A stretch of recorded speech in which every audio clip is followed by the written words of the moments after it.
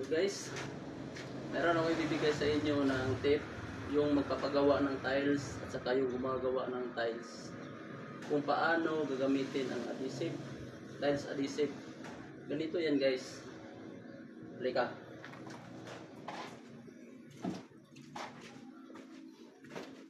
Kung matagal na yung flooring nyo, bago nyo tilesan, pwede nyo lalagyan ng ready fix bago yung tiles adhesive.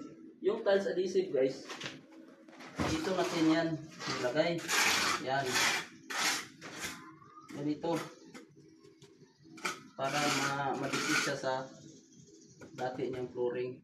Bago yung masa na buhangin at saka simento. Yung buhangin natin dito guys, 2 sako, isang sakong simento. At hindi natin binasang masyado yung masa, bali dry pack lang yung style natin dito.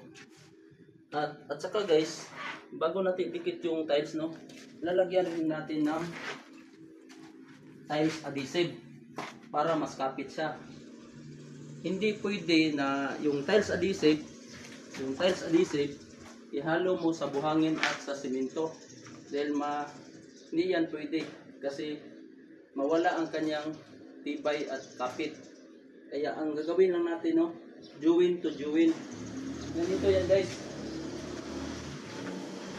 Yan, ilagyan na natin ng isang tiles na wala pang adhesive para siya yan.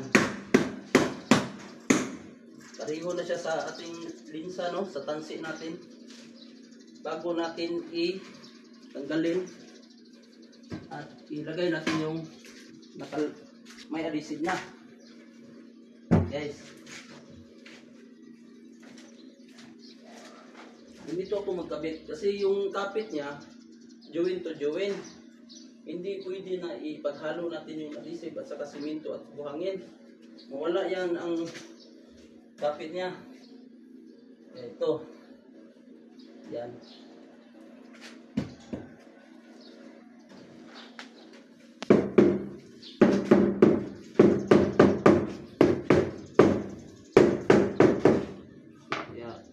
Yan.